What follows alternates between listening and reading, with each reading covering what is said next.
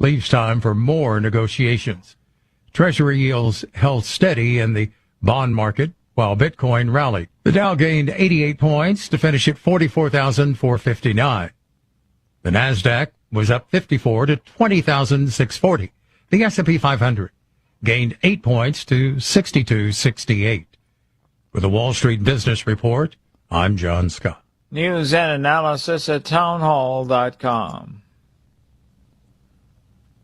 Fires. On Point Weather is made possible by our friends at Palmetto Citizens Federal Credit Union on 107 The Point. Here's tonight's forecast. Partly cloudy skies this evening with a low temperature down to 74. Tomorrow, much like today, with a high of 92. To go with a blend of sunshine and clouds, look for a 30 to 40% chance of afternoon thunderstorms. And it's high temps the rest of the week in the mid-90s. That same 30 to 40% chance of rain each afternoon. I'm Cal Moss with your On Point local weather.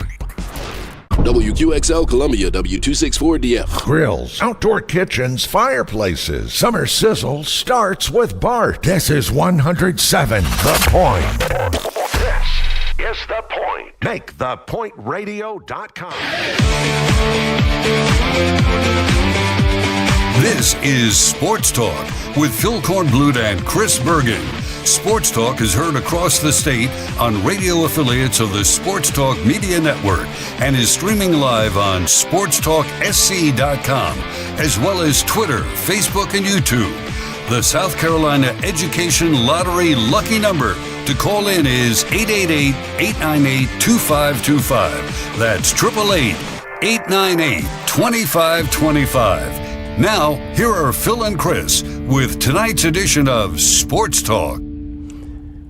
And good evening, everybody. Welcome to Sports Talk on the Sports Talk Media Network. Good to be back with you. That's not true. Who says that and really believes it coming off vacation? Nobody's happy to be off vacation, but we are back. We ran out of vacation days, and we had to come back because we had to come to Atlanta. There's so many things going on in Atlanta, not the least of which is SEC Media Days, which would ordinarily be the big ticket in this town this week, but you do have the Major League Baseball All-Star Game and activity surrounding that. You've got a Beyonce concert right across the street from us here in downtown Atlanta at the College Football Hall of Fame and the Georgia World Congress Center over here by the Mercedes-Benz Stadium. I think that's where that concert is. I've seen tons of people walking around outside the hotel looking like they're headed to some kind of a concert tonight. So we just got so much going on. But on top of all that, for us personally, and for those of you back in South Carolina, this was the day. South Carolina came through. The South Carolina contingent came through with Shane Beamer and 3 players, including Lenore Sellers. They were the first ones in this morning. We were here, Chris Bergen, believe it or not, we were parked at the GWCC parking garage down the street from the Omni Hotel. We were parked by 7:15. We were registered by 7:30, and we were waiting for Shane Beamer to arrive at 8:30, which he arrived promptly. And a group of us media types from South Carolina had a chance to talk with him prior to him making his rounds. We talked to Beamer, and we talked to the 3 players who were in, of course, Lenore Sellers, Nick Barrett, DQ Smith, 3 players from South Carolina. They all did a great job. And tonight on the program, you'll hear from the head coach and from the quarterback. This today, not only was it South Carolina, but you had 3 other teams in today, and all 3 are Gamecock opponents. Not only that, you got LSU in today, and LSU is also a Clemson opponent. So we had all that ground to cover today in the first couple of hours. LSU and South Carolina were the first 2 in, so we were just covered up with all that going on. On top of that, you had the big announcement up at Northwestern High School this afternoon. Another top in-state recruit leaving the state of South Carolina. And this was a big blow to South Carolina in particular because the Gamecocks had put such a recruiting effort into Tamarian Watkins from up at Northwestern High School, and he chose Texas A&M this afternoon. And we're going to talk about all that coming up as we get into recruiting. Tamarian Watkins choosing Texas A&M over South Carolina. Miami and Georgia were also in it as well, but it was really South Carolina and Texas A&M down the stretch, and he went with the Aggies. And we'll go into thoughts on that coming up in just a little bit when we dive into recruiting. And then also you've got the Major League Baseball draft going on. We've had more players from the state of South Carolina taken in the baseball draft today as well after what was done yesterday. So we have got so much ground to cover. Our phone number, 888-898-2525. South Carolina Education Lottery lucky number for you here on Sports Talk. Feel free to give us a call. Love to hear from you and get you back into the routine of talking college football, maybe trying to talk more about X's and O's and players that are on the team and the players who are going to be actually getting on the field versus talking about everything else that's been swirling around college football for going on months, if not years. And listening to the coaches and listening to Greg Sankey here today, but again, listening to the coaches, we still have this problem. And the problem is there's no consensus on how to handle all this stuff that's going on now with college football in particular, college sports in general.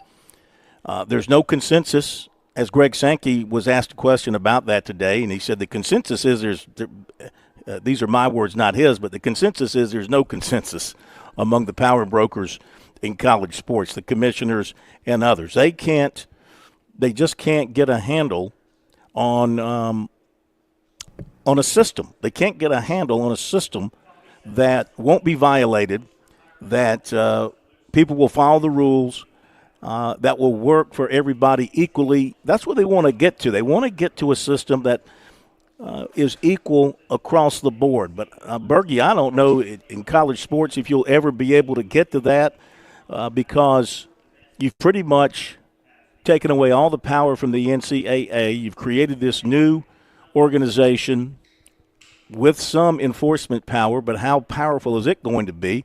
How much does it want to investigate schools? We're going to get back into that. It's pretty obvious, Berkey, that the schools, some of them, if not many of them, aren't interested in following even the least amount of rules that they have already tried to put in place. So the feeling I get from listening to every coach that was up there, and every one of them was asked about NIL stuff and the new organization, and there's so many acronyms that are being used to describe the different pieces of this organization. They don't really know what's going on, be honest with you. They can't get a handle on it, but the one thing that you can come up with is there's no consensus on the right way and the proper way to make this thing work.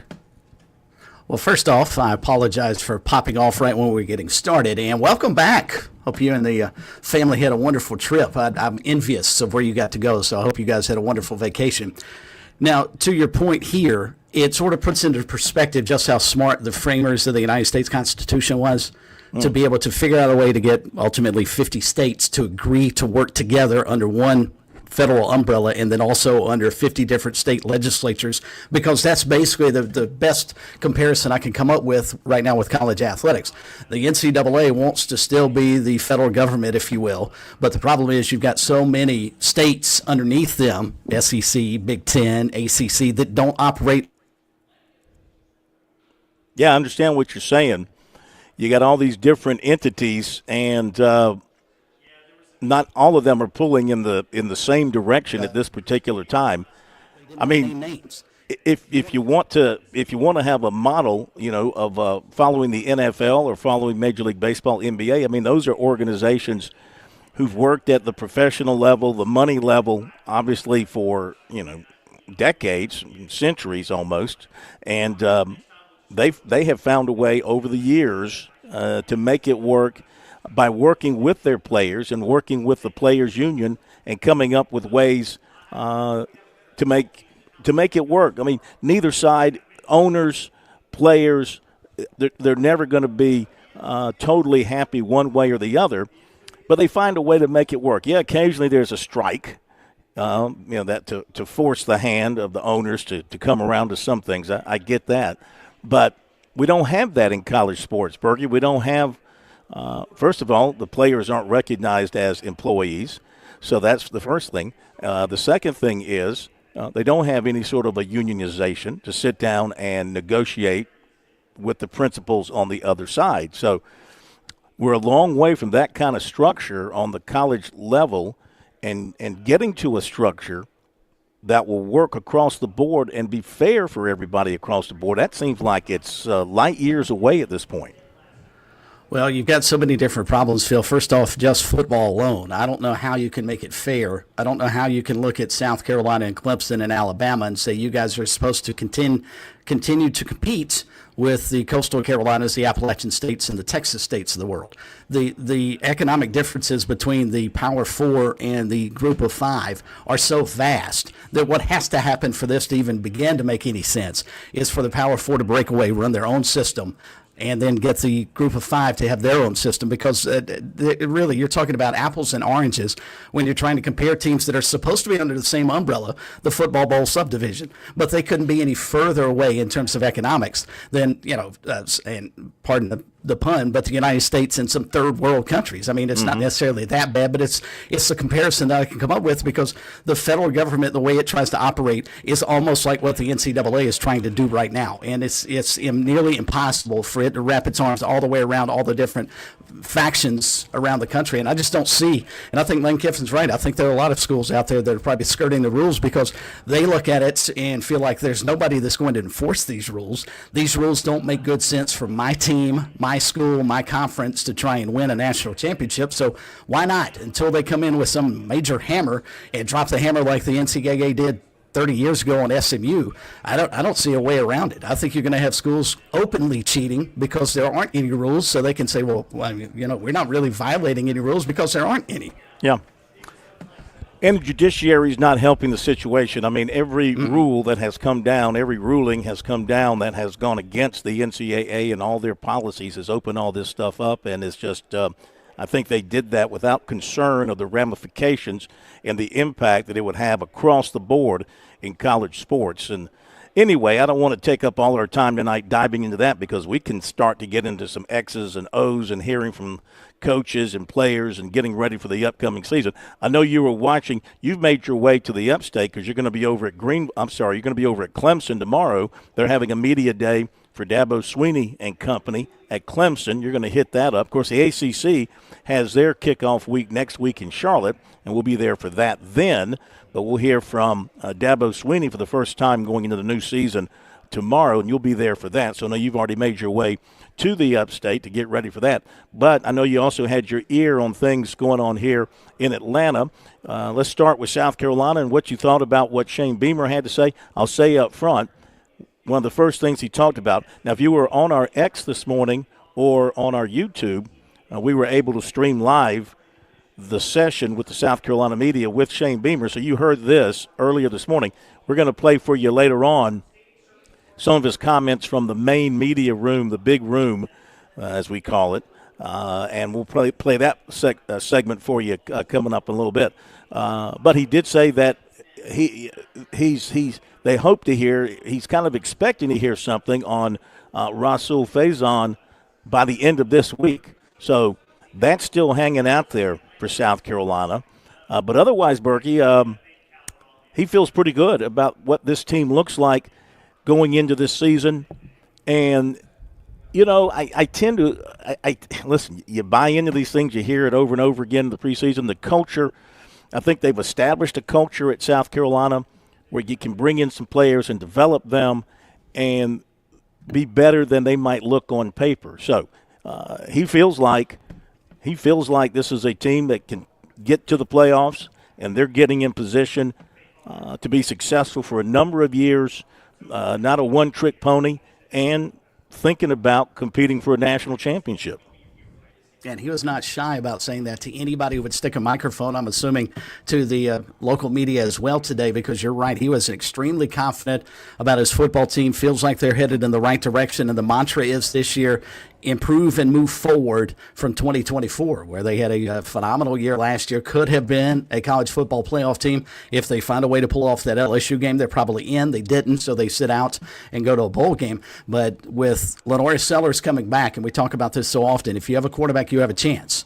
And they feel like they've got the quarterback, and I can't dispute that at all. I think they probably have a chance. And Beamer went on to say he doesn't have to be Superman. Just continue to be who he was. I thought it was interesting, though. He actually did have maybe feel the first criticism I have heard of Lenore Sellers from anybody in about 2 years. He talked about some of the plays last year that he made a reference to Clemson game where he had to scramble around and use his legs and some of the things he was able to do running. And he pointed out maybe the protection wasn't as good as it should have been, or maybe Lenore didn't get rid of the football as quickly as he should have. So I think Shane Beamer's expecting there's another level in which Lenore Sellers can take his game to, and they're hoping he can do that. And he feels like it sounded like he's awfully confident with his team. I don't know that he's going to get Rashul Faison. We were touching on that last week because we all anticipated after speaking with Scott Hamilton of the Post and Courier on Monday, it looked like a decision would come down Wednesday. That never came. Thursday passed, Friday passed, and now here we are another few days later, and Rashul's in a position where he's got to start looking out for his future. He may get to a point where he just says, look, I've got to go try and make an NFL roster. I can't wait any longer. And maybe that's what the NCAA is hoping. He'll just disappear and the problem will go away by itself. But just looking at his case, I'm more negative than I think some of the Gamecock fans would like, because I'm not sure they're going to get him eligible just because of the long history he has of being in college. Maybe not necessarily playing college football, but certainly being in college.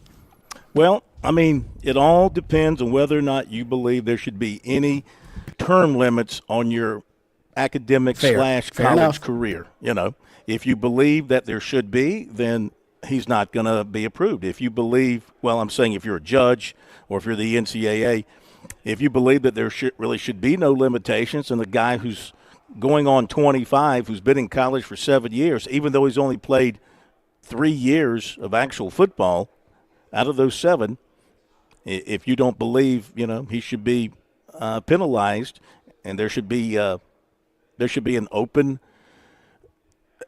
calendar for you when you come to college with no limitations along those lines, then he'll be in a Gamecock uniform. He's on the roster in the media guide.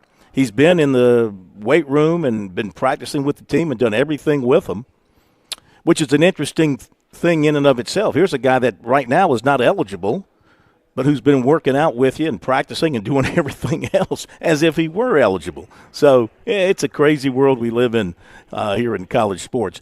And Lenore Sellers, one thing we talked with him about was working very closely with Mike Shula, and how Mike Shula has been working with him to become more of a pocket passer, which, you know, on the one hand, for his future, his NFL future, he's got to master that. He's not Lamar Jackson, okay? I don't think he's not Michael Vick, right? I don't think he's Lamar Jackson. I don't think he's Michael Vick.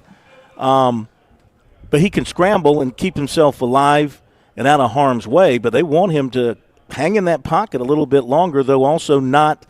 It's a fine line there, and we talked with him about that in his head, that fine line of when do I run and when do I hang in that pocket. And one thing that made Spencer Rattler, you know, so good, especially in his second year, was hanging in the pocket longer.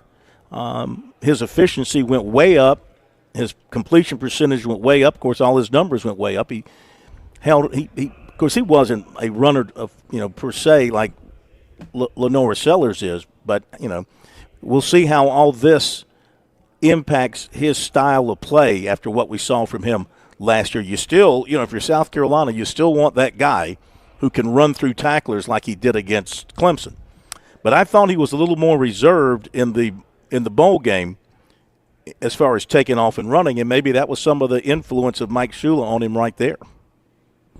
Yeah, I mean, I remember us vividly having that discussion after that game because he did not look like the same guy we had seen 3-4 weeks prior in the win over Clemson, and I don't know if that's a good or a bad thing for the Gamecocks. Clearly, it did not work against Illinois.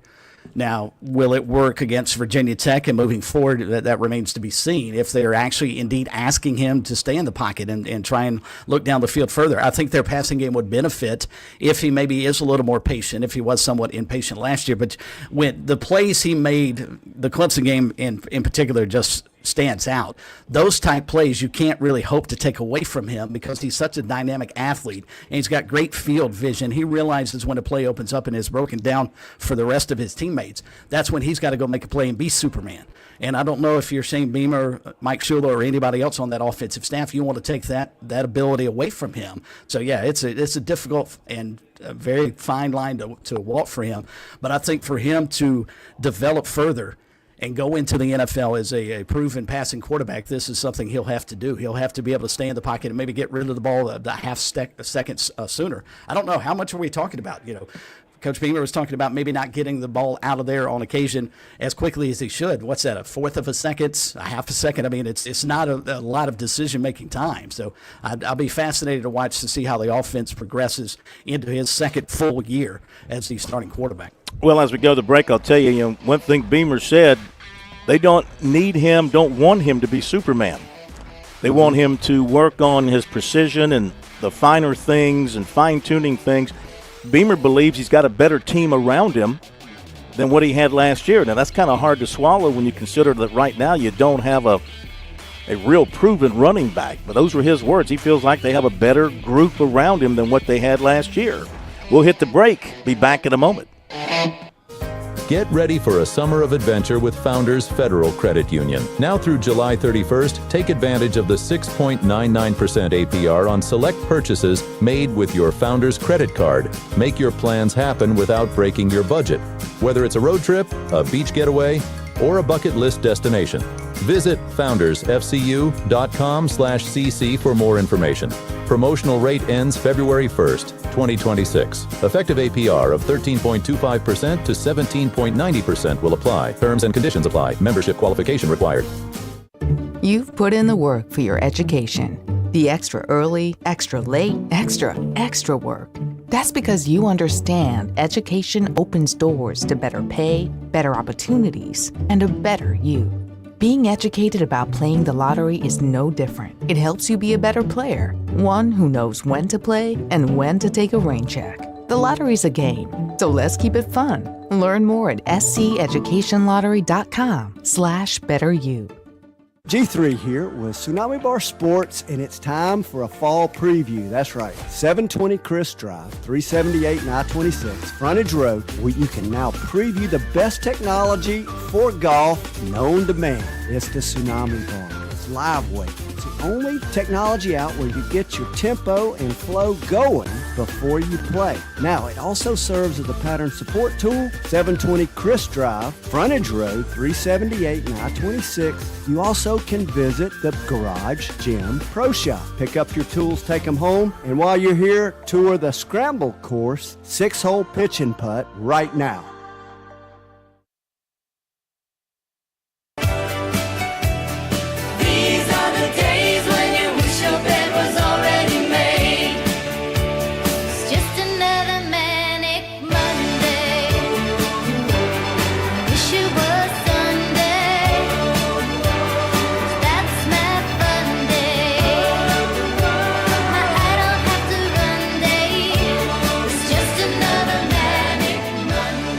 That's a manic Monday indeed as we come to you from Atlanta and from Columbia and from the upstate.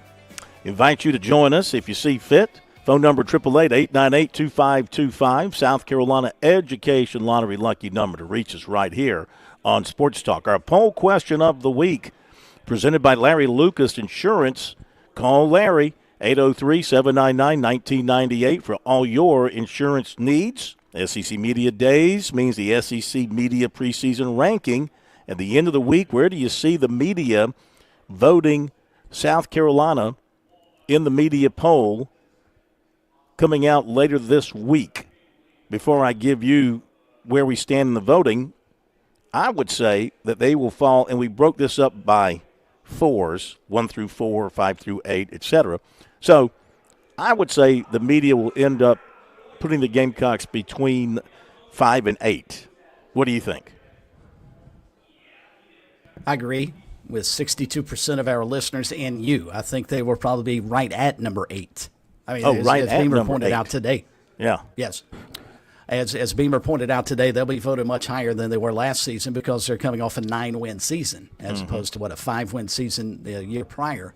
So, yeah, I think the media will look at them probably right in the middle of the pack, maybe 7 or 8, but I think probably number 8 is where they'll be preseason because there's still a lot of questions marks around that football team, especially on the defensive side of the football. And the quarterback is back. That's always a big thing. You look at who's got the quarterback back. So 61.8% say the Gamecocks will be 5 through 8. 32.4% have them 9 through 12. And 2.9% have them 1 through 4. But also 2.9% have them 12 through 16. So you got time to vote. Go to our X, which, of course, is SC Sports Now. SC Sports Now. You can also go to our website, SportsTalkSC.com, and vote for it there as well. So, well, we don't have a whole lot of time here before the break. I was just going to say about the Watkins decision today, Bergie. You realize, I didn't realize this till I went back and looked it up. He becomes the 8th straight USC target. And by target, I mean somebody they wanted. Somebody they went to the finish line with.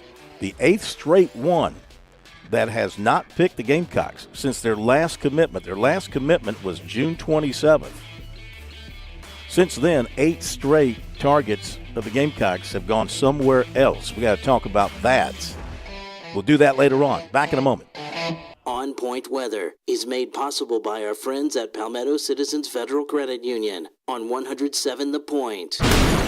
Here's tonight's forecast. Partly cloudy skies this evening with a low temperature down to 74. Tomorrow, much like today, with a high of 92. To go with a blend of sunshine and clouds, look for a 30 to 40% chance of afternoon thunderstorms. And it's high temps the rest of the week in the mid-90s. That same 30 to 40% chance of rain each afternoon. I'm Cal Moss with your On Point local weather. Palmetto State Armory is on a mission of making freedom available to all Americans. And with retail stores across South Carolina and a fully stocked online shop, we're delivering freedom coast to coast. PSA is an American-made and veteran-owned firearms company built for those who believe in the Second Amendment and the strength of self-reliance. From suppressors, firearms, ammo, and accessories to fishing gear and apparel, we're more than a gun company. We're a movement. Visit us in store or online at PalmettoStateArmory.com. Palmetto State Armory, American-made for life. Real. So with SRN News, I'm Keith Peters in Washington. President Trump has announced new measures targeting Russia over its ongoing war in Ukraine, threatening steep tariffs if a peace deal isn't reached within 50 days. Trump also revealed plans for European allies to buy U.S. weapons and transfer them to Ukraine. Patriot missiles are a top priority for the besieged country. Former New York Governor Andrew Cuomo has announced he will run for New York City mayor as an independent candidate. Cuomo, who lost to progressive Democrat Zoran Mamdani in the June primary, says he aims to challenge Mamdani's policies, calling them slick slogans with no real solutions. On Wall Street, the Dow up by 88 points, the Nasdaq rose 54, the S&P advanced 8. More details at srnnews.com. Sometimes timing is everything, and I've been talking the talk about Broker Solar for a good minute. I'm a fan.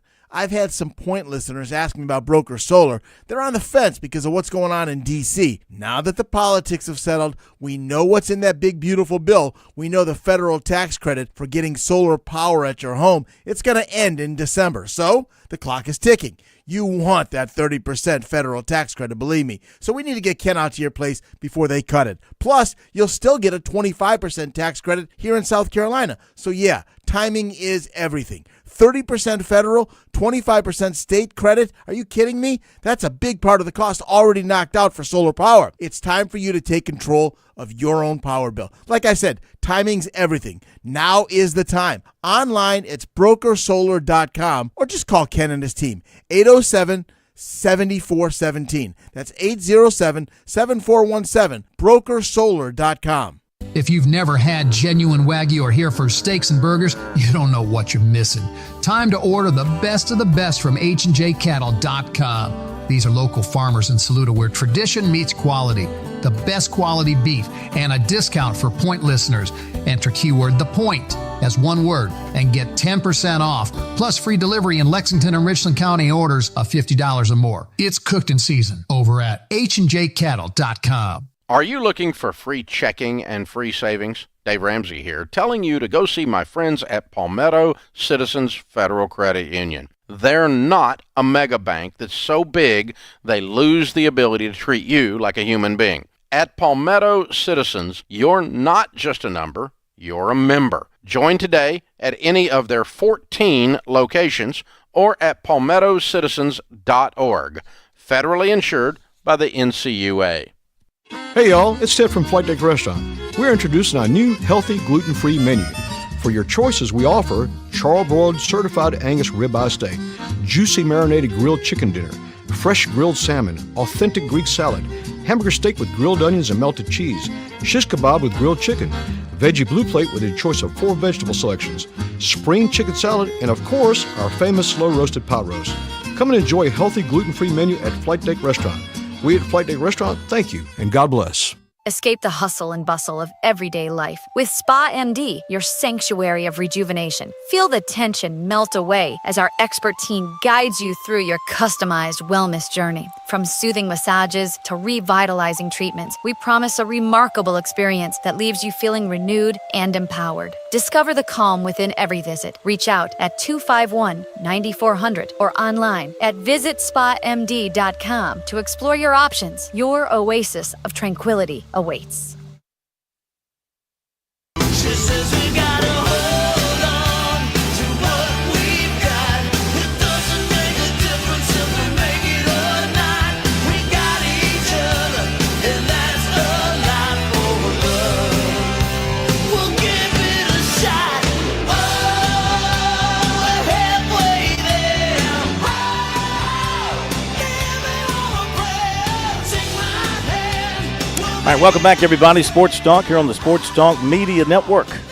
Monday night edition coming to you from Atlanta, SEC Media Days. Day number 1 in the books. South Carolina came through today. Oh, I know what the problem is, Josh. I'll fix it in a second. I got the wrong camera. You got to Hang on a flip second. it. Yeah. Yeah, I got the wrong camera. Put on his camera. There it is. You put on your camera and then you flip it, and so there you go. That should do it. Yeah, I had to flip it when I was doing the Beamer thing this morning. I forgot to. It flipped me off, is what it did. My own camera flipped me off, Bertie. Can you imagine that? Getting flipped off by your own camera. You get good help these days, Corn. You know that. So anyway, Beamer and Barrett and Sellers and Smith from South Carolina. From LSU, we had Brian Kelly, we had Chris Hilton, Garrett Nussmeier, Whit Weeks. We're going to talk more about them coming up. Ole Miss had Lane Kiffin, T.J. Dottery, Austin Simmons, Caden Lee. Vandy had Clark Lee, Randon Fontenette, Diego Pavia. Had a big crowd around him, of course. Martell Height. A couple of things from all this. Lane Kiffin's he's matured now. He's lost both his parents, and that's changed him, at least in these settings, on the football field and everything and on social media. Maybe not, or maybe he will tone it down. I don't know. But first thing he talked about was the impact of now having lost both his parents and how that's affected him personally. And Clark Lee took a moment to mention the Boulware family, which stretches all the way into Columbia, because one of his players is the brother of Caleb Boulware, the high school player from Decula, Georgia, Raleigh Boulware Jr.'s son, who just recently passed away from cancer. And so he took a moment to mention the Boulware family, in particular the Raleigh Boulware family. And so, of course, that has a South Carolina and a Columbia connection. Tomorrow, Tuesday, we've got Georgia, we've got Auburn, we got Tennessee, and we got Texas coming in. So that should be a lot of fun. We're going to hear from Beamer here coming up. Want to get some of your phone calls. The number 888-898-2525. Let's go to Keith in Camden. First with us tonight. Welcome in, Keith. Good to have you. How you doing? Hey, Phil, I'm doing great, and I know it's a packed night, so I'll be quick. Smitty, the plumber, Chris did a great job while you're gone. With regards Thank to you. Sankey's comments today, I'm just going to say hogwash on that, okay? And I understand that this is complicated and hard to figure out, but with regard to the first four coaches that have spoken today, and I'm assuming the pattern will continue, who are the grown-ups in the room? If the train's running down the track and the rails broke, somebody's got to be the conductor. So I'm just, you and I, we've talked about this for years. It's just crazy. I mean, if the adults, the same people in the room, can't figure it out, who's going to figure it out? And another thing, I can't for the life of me understand what is the deal with Faison? There's no rules. Just play the guy. What are they going to do? I mean, that's where we're at. And lastly, the gentleman, and no disrespect to him, that decided to go to Texas A&M today. That's his business. But look at the last 60 days, and I've said this for years. You can't compete with oil money. Look at Texas A&M. They had the Jude from Florida State. He couldn't do it. At the end of the day, they're ponying up. Look at the last 60 days in their recruiting. I mean, it's a freaking insane asylum. But I love the show, and y'all do a great job. Have a good one. Well, thank you. And, unfortunately, the hand that we've all been dealt with all these changes and all these new, the tearing down of all the rules, Bergie, and the new, I can't even say rules, just this new approach to it, is that now it's put everybody like Keith and like everybody who does what we do, and probably almost every fan out there on the recruiting side of things, everything is believed to be done because of money. See, I don't want to sit here and paint every situation with the same brush. But every fan base believes when they lose a guy, it's because the other guy outbid them. Is that fair? Maybe in this particular case, he chose Texas A&M because he really likes Mike Elko, and he wants to play linebacker. And they talked to him about playing linebacker. And maybe he likes their defensive coaching staff. When Clemson lost Bryce Perry Wright to Texas A&M, maybe he liked their defensive line coach more. Maybe he liked Mike Elko. I mean, see, I'm trying to be fair here a little bit. I don't want to say everybody's out there with their hands out, and that's going to be the deciding factor in these down-to-the-wire cases. But the point is, we've been dealt this hand to where we have no choice but to think that. And that's what people want to believe now, is that when they don't get a guy, it's because they got outbid for him, especially in the tight races where a guy goes right down to the wire. Samari Matthews going to Texas. So what, did Texas pay him more than South Carolina? Here's the other thing I want to say. This is what you get for years. The people who have pushed for this, you're now seeing the end result of what you wish for. Maybe sometimes you should be careful what you wish for. Those of you who have believed that the players should be paid, you know what? If we could turn the clock back 5 years to the way the world used to be in college athletics, I'm willing to bet you Tamarian, and I'm going against what I just said, but I got to say it anyway. I got to believe the Watkins kid goes to South Carolina and Perry Wright goes to Clemson. I don't think they go to Texas A&M, because if the money incentive were not available like it is now, why would you? Why would Watkins go out to Texas A&M when he could come to South Carolina, play in the SEC, follow the legacy of all the great players of Rock Hill to South Carolina, etc.? Why would Perry Wright, from right across the border in Beaufort, Georgia, not go to Clemson? Great legacy of developing defensive players, great relationship with Nick Eason, has family ties to the Clemson program. I'm saying you wanted the people who are complaining about losing players to money are the same people who wanted players to get paid. So you can't have it both ways, okay? Live with it. This is what you wanted. This is what you got. Am I right or wrong?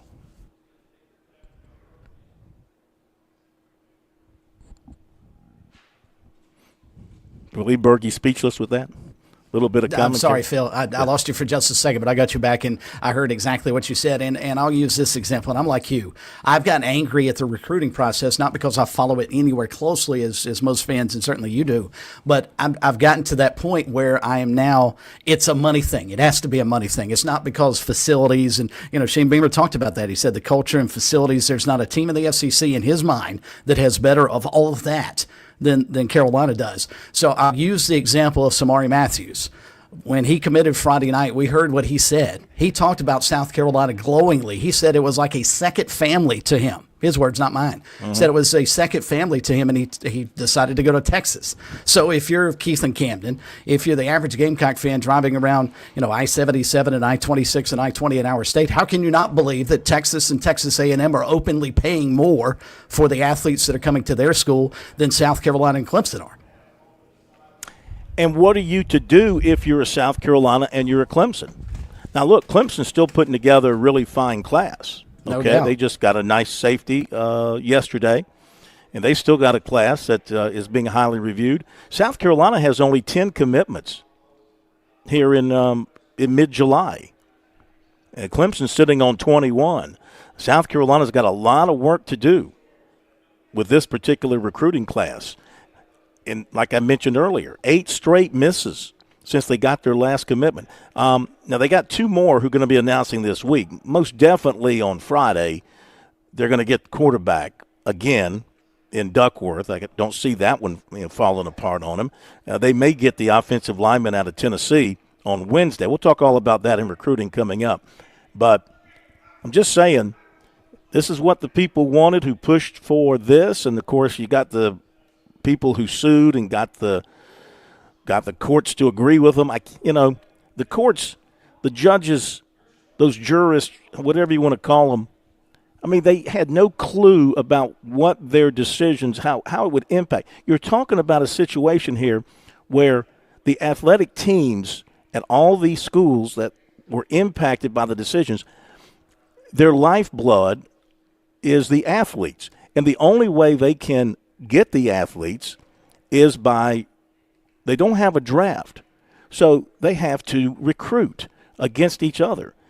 And before this all changed, you would put your facilities up against somebody, you put your academics up against somebody, you put your tradition, your culture, your head coach, your position. Those were the arguments, those were the primary reasons that you won a recruiting battle. Now you can have all that, and it's not going to be good enough. And you're not going to be rich enough to compete across the board. Now, if you're like South Carolina, what they've got to do, I think, is set their sights on good players. And I'm surprised they're letting so many good players in the state walk away. Set their sights on good players in the state and take them and develop them into greater players, like Nicky Manwari, like DQ Smith, like some of those defensive linemen who just left off of last year's team. Take some of these guys who aren't going to be drawing top dollar, bring them into your program, rely on your ability to develop, and go about it that way. Because it's pretty obvious, either you don't want to or you don't have the resources to compete at top dollar, even with players in your own state.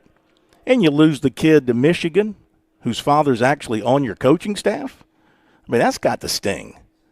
And you lose the Watkins kid, who you've been recruiting for over 2 years, who's from a town that has just been producing one Gamecock after another, et cetera, et cetera. So, that's difficult times for a place like South Carolina right now with recruiting. But they'll get a kid maybe Wednesday, they'll get a kid maybe Friday, and there's a cornerback later on this month that they may get as well. So they might have some success here down the road. But you look at the misses that they've had, and it's been they've lost out on some really good players, many of whom they went right down to the wire with and just couldn't get it done at the end.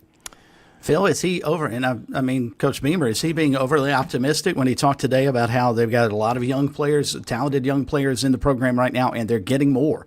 He talked about how well recruiting is going. I mean, clearly it's not going as well as maybe last year's class because of the amount of players that they're losing. And, you know, if this continues, how do they change that? I mean, that's got to be the question they're asking internally. Well, you're right. They've got to look at their process. They've got to look at their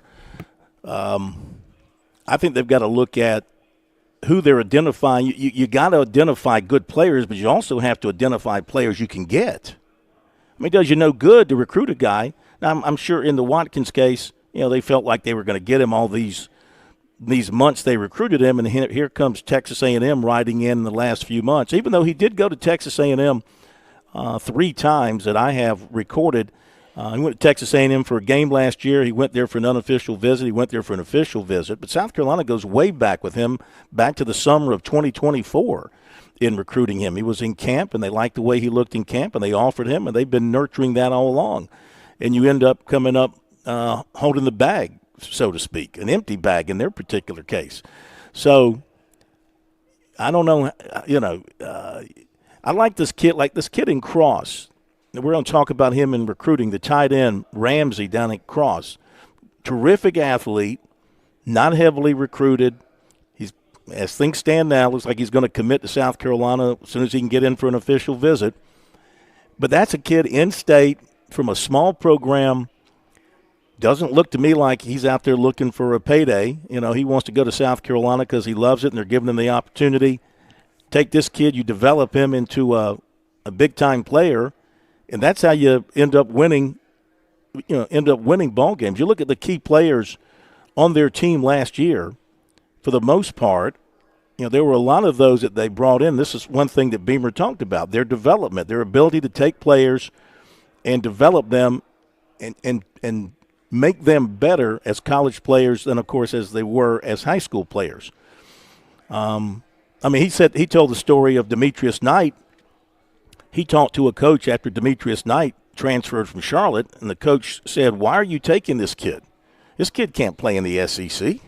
This is a story he told today. He said, "Why are you taking this kid? He's never going to play for you. He can't play in the SEC." And, of course, he became an all-SEC linebacker. So they can develop. They have a track record of developing. So, I mean, I think the ones that they have missed were all pretty highly recruited and highly touted players.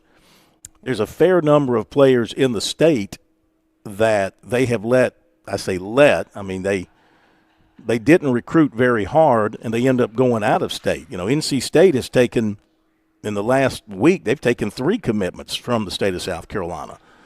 All these guys look like they can be good players and can be developed. But, hey, look, they have to make the decisions. They do the work.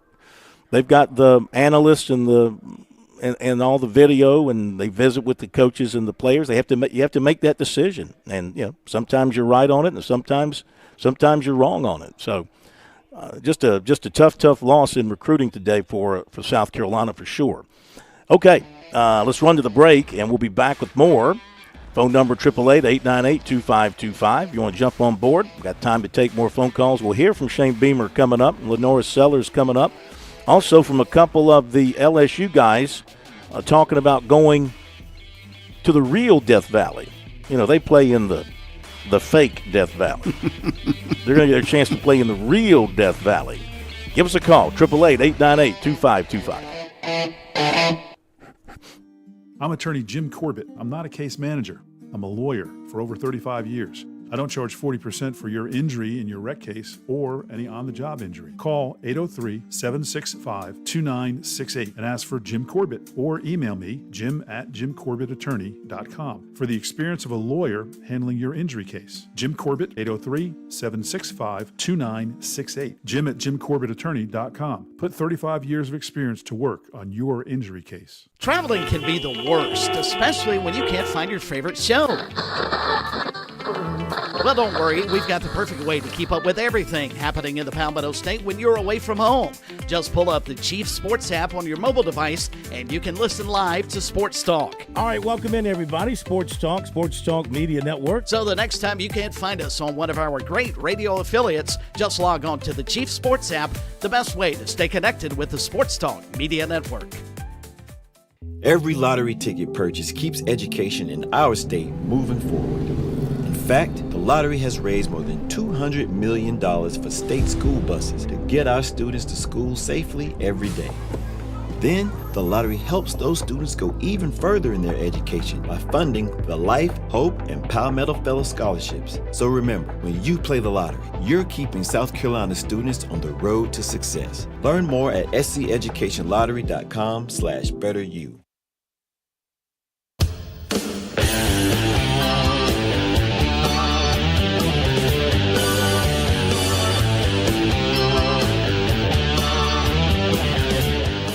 All right, welcome back, everybody. Sports Talk Media Network. Coming up on the top of the hour break. The baseball draft is rolling along as we speak. Is it over yet, Bergie? I'm only gotten through the 18th round. Have they gotten to 20 yet? I think they're close. I was watching earlier, and it almost appeared as if the draft jumped from like the 13th to the 15th round. It was almost like Major League Baseball. 14 is an unlucky number. They didn't have anybody drafted. The Major League draft has been a fascinating thing to watch because, first off, I don't understand the compensatory round in between the first and second round, and why in the world it takes longer than the NFL draft to get through the first round. It was just, it's an interesting thing to go. And I remember the days, you and I are both old enough to remember, when Major League Baseball did not want the draft publicized at all. Mm-hmm. Remember, it used to be almost like CIA secret type stuff, but now they've done a much better job of making this public. I don't quite understand why you don't want to have all of this going on right as you lead into your All-Star game. Well, actually, I mean, they're trying to fill the gap there with the days off going up into the All-Star game. I don't have a problem with that, and I actually do like the fact they've become more outward with it, and it does make it a heck of a lot easier because I can remember when it was all secret, you'd call a player to see if he's been drafted, and he'd answer the phone like really quick, like, okay, I'm getting my call. He wouldn't recognize the number. Okay, I'm getting my call, and of course it was you, me, or a reporter, and when you could hear the disappointment in his voice when he found out who it was. All right, real quick. Kate Anderson, this is Phil Kornblue with Sports Talk Media Network. Oh, God, never mind. Yeah, really. All right, so with well, a little bit out of order here, but I'm going to, as we've tweeted these today, Lucas Malstedt, Clemson right-hander, 7th round to the Angels. In the 5th round, South Carolina and Clemson's, but most recently South Carolina's Nathan Hall. 5th round to the Diamondbacks. So a good pick for him. Let's see here. Got to get to my next one here as I scroll through because I haven't had a chance to organize all these things. College of Charleston pitcher Jake Brink, 11th round to the Reds. USC pitcher Eli Jersenbeck, 11th round to the Cubs. Lander right-hander Tyler Bowen, 12th round to the Phillies. And let's see, former Florence Darlington Techer Nate Williams, 13th round by the Cubs. Where was he pitching most recently? Oh, Mississippi State. Mississippi State, I think. And Coastal Carolina pitcher Riley Eichhoff, by the way, was selected in the 9th round by the White Sox. Okay. I had that tweeted, but I think I scrolled past it. Former USC left-hander Jackson Phipps of Jacksonville State, 16th round by the A's. Noah Franklin, USC signee catcher, 17th round by the Rangers. USC right-hander signee Luke Roop, 17th round by the Brewers. And that's where I am at this point. You see anything else? Oh, Matthew Becker, USC pitcher, 19th round by Minnesota. You got anything else? I think they may be close to being done.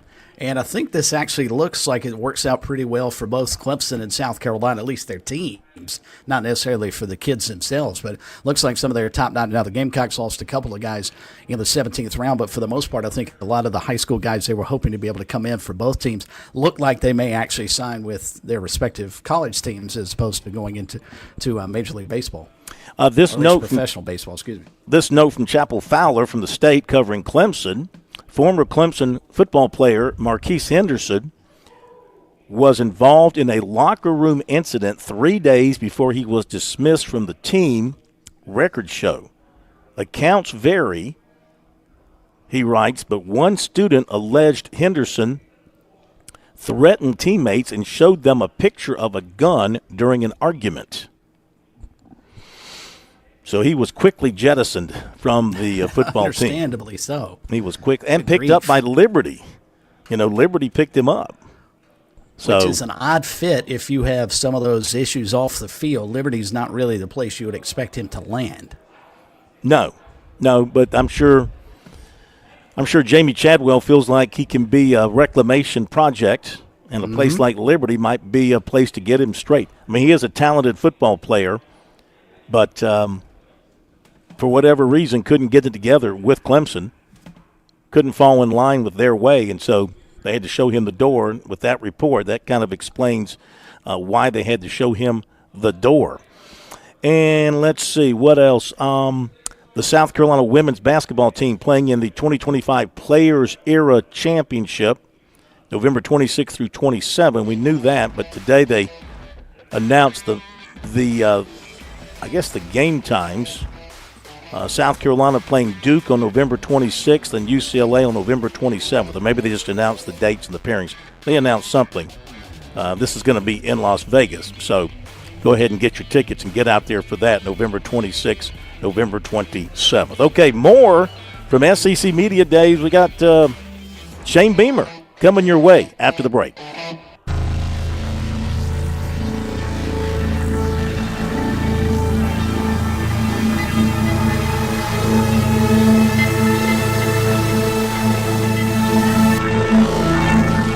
WQXL Columbia, W264DF. Grills, outdoor kitchens, fireplaces. Summer sizzle starts with Bart. This is 107 The Point. Breaking news this hour from townhall.com. I'm Keith Peters in Washington. President Trump said he would punish Russia with biting tariffs if there isn't a deal to end the war in Ukraine within 50 days. The president suggested such levies could feature 100% tariffs. Correspondent Karen Chamas has more. Discussions focus on defense, security, and U.S.-Ukraine cooperation. On Sunday, Trump expressed frustration with Russian President Vladimir Putin over continued attacks on Ukraine. He talks nice and then he bombs everybody in the evening. So there's a little bit of a problem there. The U.S. is sending Patriot missiles to help Ukraine counter Russia's intensified aerial strikes. Meanwhile, NATO Secretary General Mark Rutte is in Washington for talks. I'm Karen Chamas. Former President Biden is defending his use of the auto pen in the face of stiff criticism from Donald Trump. White House correspondent Greg Clugston reports. When it comes to the pardons and commutations he granted toward the end of his term, Biden said he made every single one of those decisions. He told the New York Times he did not personally sign the paperwork, and he approved use of an auto pen device because there were several thousand warrants. Biden argued that use of the auto pen is legal and said President Trump and other GOP critics are lying when they claim he was incapacitated and that his aides misused the auto pen. Greg Clugston, Washington. A wildfire destroyed a historic Grand Canyon lodge and is continuing to spread out of control Monday after it had been allowed to burn for days. Now the National Park Service's decision not to aggressively attack the fire right away is coming under scrutiny. So far, the fire has leveled the historic Grand Canyon Lodge on the North Rim along with over 70 structures, including cabins and a visitor's center. More at townhall.com. If you're living with pain, see how Relief Factor can help. I'm an artist and I'm in my studio. I listen to the radio all day and I'm hearing the ads about Relief Factor. And I've got pain in my neck and it's getting worse. And I'm thinking, well, I'm going to go ahead and order this. 2 weeks later, I've got much better range of motion. If you're experiencing pain at a certain point in life, I would get Relief Factor. Fight pain naturally with Relief Factor. Go to ReliefFactor.com and get your 3-week quick start today. Only $19.95. Healthcare is complicated. It doesn't have to be. If you don't love how your health insurance works, maybe it's time to leave traditional health insurance behind. Take charge of your healthcare with Christian Healthcare Ministries.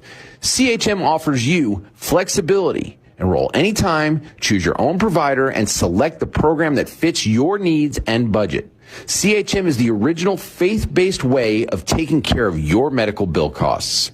Learn more at chministries.org/wellness. Israel attacks targets in southern Syria. Israel has struck military tanks in southern Syria as Syrian government forces and Bedouin tribes clash with Druze militias there. Dozens of people have been killed in the fighting between local militias and clans in Syria's Sweda province. Government security forces that were sent to restore order on Monday also clashed with local armed groups. The Interior Ministry has said that more than 30 people died and nearly 100 others have been injured in that fighting. I'm Karen Chamas. Police say all 4 people aboard a small plane that crashed shortly after taking off from London's Southend Airport on Sunday are dead. Police say work is continuing to identify the victims. None are believed to be British. The 39-foot turboprop came down moments after takeoff and burst into flames. News and analysis at townhall.com. From Washington, I'm Keith Peters. On Point Weather is made possible by our friends at Palmetto Citizens Federal Credit Union on 107 The Point. Here's tonight's forecast. Partly cloudy skies this evening with a low temperature down to 74. Tomorrow, much like today, with a high of 92. To go with a blend of sunshine and clouds, look for a 30 to 40% chance of afternoon thunderstorms. And it's high temps the rest of the week in the mid-90s. That same 30 to 40% chance of rain each afternoon. I'm Cal Moss with your On Point local weather. WQXL Columbia, W264DF. Grills, outdoor kitchens, fireplaces. Summer sizzle starts with Bart. This is 107 The Point. This is The Point. Make The Point Radio. Welcome back to Sports Talk on the Sports Talk Media Network. You can reach the guys with the South Carolina Education Lottery lucky number. 888-898-2525. That's 888-898-2525. Now back to Phil and Chris with the second hour of Sports Talk on the Sports Talk Media Network. All right, welcome back, everybody. Sports Talk Media Network on this Monday night, coming to you from SEC Media Days. We're at the College Football Hall of Fame in downtown Atlanta. Great to be with you on this Monday night. We're here Monday night, Tuesday night, Wednesday night, Thursday night. Then back in Columbia Friday, back in Columbia Monday, then off to Charlotte, Tuesday, Wednesday, Thursday. Clemson arrives in Charlotte next Thursday. Berge arrives at Clemson tomorrow. Then you're headed to the Sun Belt Media Days. When's that? Yep. Next a week from Tuesday, I guess a week from tomorrow, and then Wednesday, the West Division teams come through next Tuesday, and then the East Division teams, which of course is also Coastal Carolina, comes through on Wednesday. Super duper. Looking forward to having the coverage down there at New Orleans, the Sun Belt. And what's going on with the Sun Belt and teams coming and going, right? There's a little bit of activity there. Yeah, Texas State is leaving the Sun Belt for the Pac whatever they're going to be. So to replace them, it looks like the Sun Belt presidents, athletics directors, whomever, the powers that be, got together today and evidently voted in. I haven't seen official word, but it appeared that Louisiana Tech is going to be coming into the Sun Belt, presumably, I guess, starting next year, which will make Louisiana Monroe and the University of Louisiana extremely happy, especially Monroe, because Ruston is about, 15 minutes from Monroe, Louisiana, so that'll be an easy road trip for both of those teams. But it appears that Louisiana Tech will be the newest member of the Sun Belt. All right, our good friend Ray, who he just can't say enough good things about us, and we appreciate the love. He very nicely and gently pointed out to us that Marquise Henderson was not at Liberty any longer. And so we looked it up, and a website called A Sea of Red, which covers Liberty University athletics independently, not part of the university, but they have 18,000 followers, if that means anything. And after this story by Chapel Fowler came out, they tweeted that they have been able to confirm that Henderson is not expected to be on Liberty's roster this fall. So the door is closed at Liberty. Say again, I talked over you. I'm sorry, I said according to the Liberty football website, he is not on the roster. Oh, you checked that as well. Okay. So, I did, yes, sir. Well, young man's got himself in a bad spot as far as his college football career is concerned. Okay, Shane Beamer had himself in a good spot today. He loves coming to SEC Media Days. He loves talking about the University of South Carolina, the campus, the city, what he's built in the program, what he expects in the future. He talked about all of that and more in the big room here at SEC Media Days. Let's go to segments with Shane Beamer. When you look at our team offensively, we have a new offensive coordinator in Mike Shula. That was an easy decision for me to promote Mike to be the coordinator. He was a part of our program last year. He's literally been in the shoes that Lenoris is in as he was a starting quarterback in this conference, and he's been in the shoes that I'm in as a head football coach in this conference as well. He's already made us better as an offense on and off the field. When you look at us, we've got to replace the interior of our offensive line and a lot of playmakers at the running back and tight end position. But I'm excited about the potential of the guys returning and how we take the next step as an offense under Coach Shula.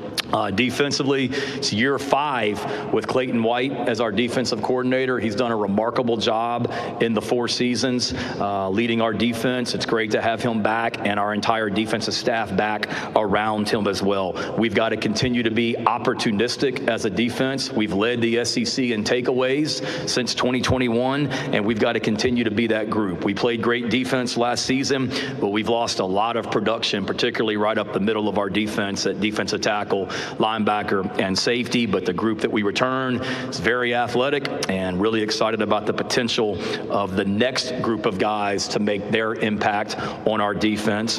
And then in special teams, this will be my 26th year in coaching coming up, and I don't believe I've ever been a part of a team that has to replace literally every key part of their special teams units like we do this season. We'll have a new punter, we'll have a new place kicker, we'll have a new kickoff guy, we'll have a new holder, we'll have a new snapper, we'll have a new punt returner, and we'll have a new kickoff returner. So that is, we've been very spoiled. Every punt that we've punted the football at South Carolina since I've been the head coach, Kai Kroger has punted the ball. So the first time we punt, and hopefully that won't be anytime soon, we'll have a new punter out there as well. But those are guys that are young and talented, and excited to see what we do in year 2 under Joe DeCamillis as our special teams coordinator. We've got to continue to be aggressive and opportunistic there. We've led the SEC in block kicks since 2021. We've got a strong culture in Columbia on and off the field. That's evident with what we're doing academically with the #2 graduation success rate in the SEC. Currently, when we kick off in 48 days back here in Atlanta, we'll have 19 players on our team that have already graduated from the University of South Carolina. When we play postseason football in December, that number will be 31 players that will be graduates of the University of South Carolina. Last semester, we had 31 players make the dean's list, and the last 2 semesters have been the best semesters academically in the history of the South Carolina football program. Not since I've been the head coach, in the history of the program. So last fall, we set a record for our team GPA, and then our mantra as a team in 2025 is to take things farther on and off the field than what we did in 24. And we did that by shattering the record that we set in December. We shattered it in the spring with the spring semester as well. Recruiting has gone well in the last few years, and it's going well right now. There's a lot of expectations for 25, and there should be, but we're built for years to come and are going to continue to be good at South Carolina. We're not going anywhere. There's a lot of young talent on our team, and there's more coming. It's a great place to recruit too. When you talk about the academics in Columbia, the beautiful campus that we have, a capital city, a fantastic place to live, the best fan base in all of America, the upcoming stadium improvements to Williams-Brice Stadium that are going to take place. We'll start on that after this upcoming season. We'll start on those improvements, and that'll be a 3-year project to make what already is, in my mind, the best atmosphere in all of college football even better. And then just the leadership that we have in our administration, an awesome president in Michael Amaritas, great board chairman in Thad Westbrook. I'd be remiss if I didn't thank Ray Tanner for all he did for the University of South Carolina and for me as our athletic director. Wish him well in retirement, but really fired up for the future with our new athletic director, Jeremiah Donati, and then our deputy athletic director, Jeff Crane, both of which have been hired since the last time I was here last July. But those guys are energetic, forward-thinking, and determined to take South Carolina athletics to the next level. And there's a lot of excitement in Columbia right now. Playing in this league, you know every year the schedule is going to be tough. That's a great schedule that we get to play in this league. As a competitor, you want to compete against the best, and that's what we do in the Southeastern Conference. It's great hearing from other players when they transfer into our place and they talk about how different our place is from where they came from in regards to the culture. You know, you hear a lot of negatives about college athletics right now, but there's so many positives in college athletics right now. There's so many positives in college football, and there's so many positives at South Carolina. I used this expression last year, and I'll use it again, but there's a saying, if you can't have fun at work, you got a bad job. Well, I absolutely love what I get to do every single day, and I have a great, great job in Columbia. There's no doubt about it. Top players, they didn't come to South Carolina. The top players on our team didn't stay at South Carolina to be average. There's a championship mindset. And like I said a minute ago, our whole mantra in 2025 is to take things farther in 25 than what we did in 24.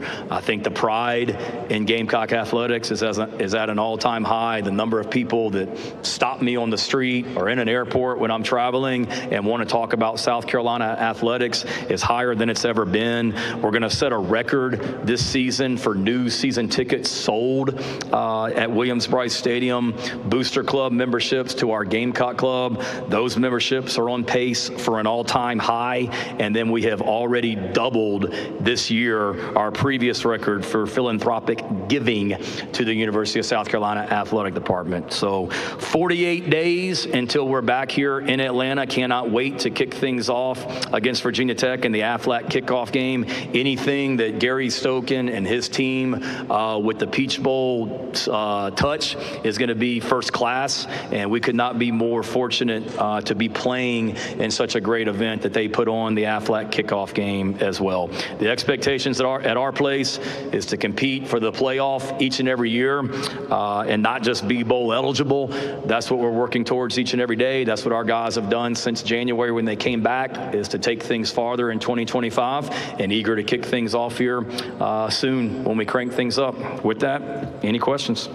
Yeah, Coach, Brooks Austin with the On SI Network. When you coach an explosive playmaker like Norris at the quarterback position, how do you find that fine line between saying, we want you to play within the system, we want you to play on time, and not limiting that playmaking ability that he obviously naturally has?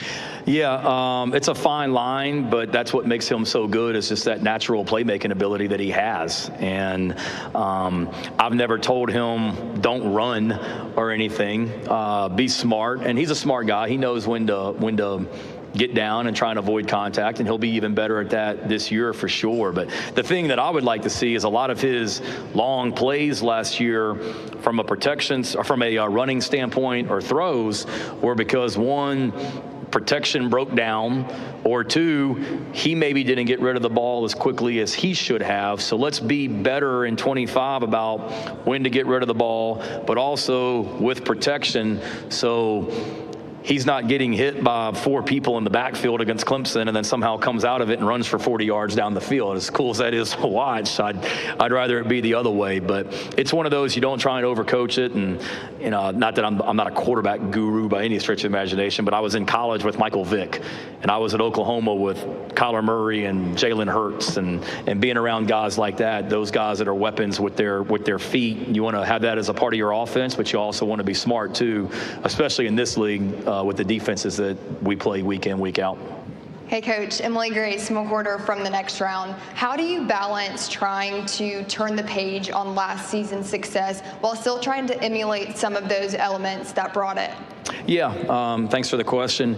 You look back at last season, and there's a lot of momentum going into this season because of what we did last year. There's no question about it. And we have a lot of guys coming back. But I would say a few things, Emily. One, it's realizing that just because it happened last season doesn't mean it just automatically happens this year. I mentioned it upstairs with the electronic media, but there's plenty of examples of teams across the country every year in college football that they're getting pumped up all summer long, and then they go out week one and get smacked in the face and never recover. I mean, that happens every year, and it's because just because it happened last year doesn't mean it happens this year. And for our team, it's making sure our guys realize all the work that went into 2024.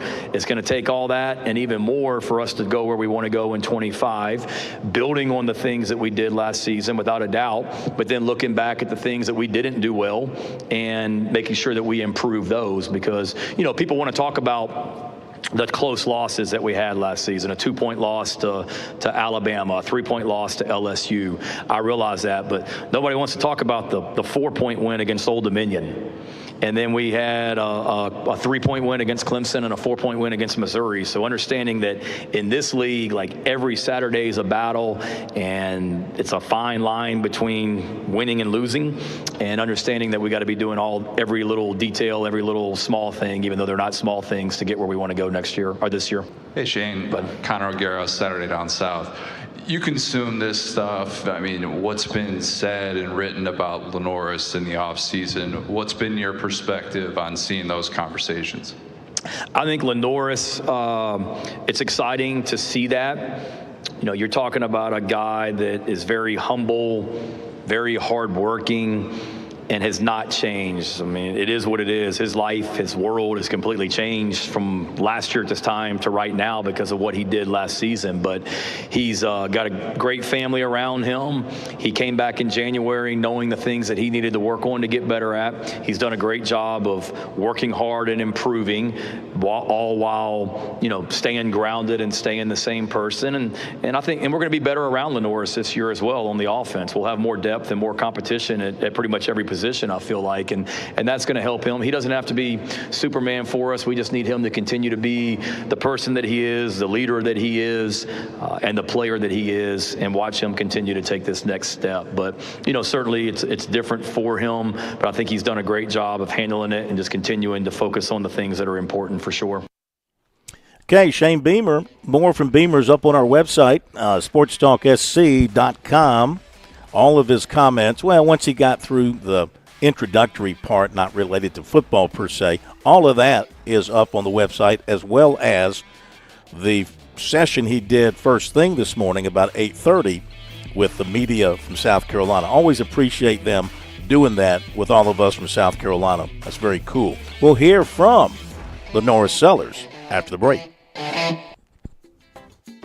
This is Major Billy Downer with the South Carolina Department of Natural Resources. Boating season is here, and as you get ready to go out on the water this spring and summer, make sure you have all the required safety equipment on board. Check for a sound device. A horn or whistle will suffice for most boats. Inspect all of your life jackets. Make sure they're in good condition and are the correct size for all of your passengers. If your boat is over 16 feet, you will need to make sure you have an approved throwable device on board as well. Remember, boating safety is no accident. This is Larry Leitner, owner and founder of Midstate Roofing, and for nearly 30 years, we've continued to be the proven leader in the roofing and waterproofing industry. Midstate Roofing's proven history is your assurance that our professionals at Midstate Roofing will provide the proper advice, service, and results to the needs of your facility in a manner both safe and pleasing to your operation. From high-rise to hospitals, manufacturing to industrial, Midstate Roofing designs and installs bonded systems with a protective guarantee that will keep your operation dry and running long into the future. 24 hours a day, 7 days a week. And this is Blake Leitner, reminding you to protect that roof with a maintenance contract. Call me today at 803-356-1919 or online at midstateroofing.com. That's midstateroofing.com. You'll speak to an on-call technician after hours or a Midstate Roofing staff member during hours at 803-356-1919 or online at midstateroofing.com. And as always, tell them Midstate Twins. If you have a leak, let Midstate Roofing take a peek. If you're looking to grow your business, Sports Talk is here to help. Whether you're a small business owner or part of a large company in the Palmetto State, we want to hear about what you do. Sports Talk has a proven track record of delivering real results to our partners, and advertising with us is probably more affordable than you think. Our network of affiliates gives us the flexibility to work with budgets of all sizes, and our statewide coverage means that whether you're in Greenville, Orangeburg, Chesterfield, Charleston, Woodruff, or anywhere in between, your future customers are listening to Sports Talk every night. Radio remains one of the most effective ways to reach potential customers, and with our extensive reach across South Carolina, your message will be heard. Every business has a story, and we're here to help share yours. Let's find success together. Email us at sportstalkmedianetwork@gmail.com or visit sportstalksc.com to learn more about how we can help grow your business. Do this everywhere we go. I think you know this ain't no one-horse rodeo. I think you know when we pull up green lights. All right, let's continue with our first day coverage from here in Atlanta, SEC Media Days. You heard from Shane Beamer. How about a little Lenora Sellers for you now? He is the talk of Gamecock football. He is the hope of Gamecock football for this coming season. He understands that. He's not dumb. He's a very smart guy. He knows what's being written and said about him and the team, and he was asked about those expectations this morning when we had a chance, the South Carolina media had a chance to corner him before he started making his rounds. He was asked about those high expectations both for himself and for the team. I mean, it's just football. Like, we still got to do what we got to do. We know as quick as it's good, it can turn bad. So we just keeping our head down and working, not really worry about it too much. How has your life changed in the last year? Drastically. It's just going anywhere, like people just recognize me and stuff. Going in public, Columbia, even like Charlotte, Georgia, different places, Florida, it's kind of like everybody recognizes me, knows me, so. Tell me about the first 4 games you started last year, and then the last 7. Was there something that changed for you? Because it was a drastic difference, 150 yards a game passing to 250 yards. You took the ball more. Just the first 4 and then the next 7. Yeah, I think it was just like a growth thing. I had to get used to it, get my feet wet a little bit, get in the field. It was different. It took some adjusting, but once I got adjusted, got my feet like wet or whatever, I was good and just rolling. Do you prefer having, no expectations like there were last year versus now where you're in the Heisman conversation? Yeah, I prefer just like going out there and playing, not really worry about expectations like you said, just stuff what people are saying, all that. But then how do you now handle that because they're here? Yeah, just not worry about it really, like I said. Like in playing football all my life, had high expectations all my life for myself and my team as well. So, I mean, just taking it, going in one ear, out the other. What type of drills and terminology has Mike Shula given you to make you a better pocket passer? Yeah, just some stuff that he had with NFL with Coach Eli Manning, Coach Cam Newton, those guys. So, I mean, just taking what he's had from them, bringing it to me just because we was simply play with Cam Newton. And then, Eli Manning was a pocket passer himself, so whatever he taught him, he taught Cam, and whatever he taught Cam from Eli, he taught me. Like, what are those things? Just like, we do rapid fire, which is just like stand in one spot and throwing as fast as you can, making sure we hitching not under ourselves, but hitching up, forward, taking quick drops, sandpiper feet, stuff like that. You're always looking for places to get better. Where do you feel like you need to get better specifically? I know there were probably, 17 times where you put the ball on the ground, you lost 7 of them, but where do you want to get better specifically? Yeah, ball security, like you said, and then just being more in anticipation, more throws, quicker feet, making quicker decisions, stuff like that, seeing the field better. Let's talk about being a pocket passer. Do they want you to run less and stay in the pocket more? Not really that, but just being able to do both, like on a consistent basis, I would say. Because I can throw the ball, I can run the ball. I guess just cleaning up the footwork. and cleaner footwork is better throws, better pocket awareness, stuff like that. But in your head, does that at all become confusing about, hanging the pocket versus maybe last year you just took off and used your running abilities? Yeah, no, I'm trying not to let it cloud my mind too much, just going out there and playing. And if I can perfect both, it's like that'd be better, but just working to perfect one more than the other. When you talk about how your life has changed over the last year, how can that love that you get from your home state motivate you to be better every time you go on the field? Just really proud in home state, like you said. Like I grew up here, know a lot of people here. Just representing home state just means a lot to me, my family, my team as well. So, is it a challenge for you to be a more vocal leader? Do you, like last year and the year before, you kind of were taking a lot in. Now you kind of got to lead some young guys, some new guys, some people that are coming in that haven't played as much as you have. Yeah, I won't say it's hard, but just because I knew most of the guys, but like you said, the young guys, I would say it's more challenging just because you don't know them that well. You met them in January, so just going on month 7 with them, learning them, getting to know them, just building that relationship with them would make it easier. What differences do you notice about yourself this year versus this time last year? I'm a little more confident. Like you said, like talking more with my teammates, stuff like that. Just getting used to the system and all that, just being happier and having fun. Do the coaches kind of encourage you to be more, a leader, or is it something you kind of just have noticed yourself kind of taking up? They pushed it more last year. This year they're just more chill about it, and it's just something that I've taken on from the last 2 years being in the system. What kind of like from back? You said what kind of quarterback is DQ? DQ would call himself like a Lamar Jackson type quarterback. I wouldn't necessarily say that. I've seen him throw. It's not pretty. It's not what it used to be. How quickly has your brother climbed up the ranks of your favorite receivers to go to? He's been my favorite receiver. No bias. Actually, it's a lot of bias. But, just growing up together with him, we already had that chemistry. It was already built. He had to get used to it in the spring ball, so it was a little bit slower for him. But as he's growing and coming along, he's adjusting. You grew up in this state. You knew the Clemson-South Carolina rivalry. But after you played the way you did against Clemson, what was the aftermath of that the next week, the next month, the next 6 months? Yeah, just a lot of different people with a lot of different opinions. Seen a lot of Carolina people that was super happy. Seeing some Clemson people who were mad.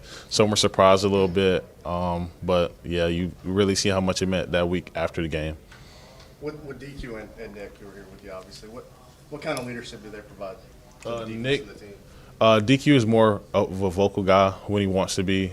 Nick is kind of quiet like I was, but he'll talk when he needs to talk. So I would say we all kind of lead in similar ways, just being more vocal, talk to the team, talk to our guys. It's not really like calling a guy up and talking to him. It's more of like going to him one-on-one and talking to him rather than calling him up in front of the whole team and stuff like that. So, who are some of the guys you'd say have grown the most throughout the summer and coming in from spring ball?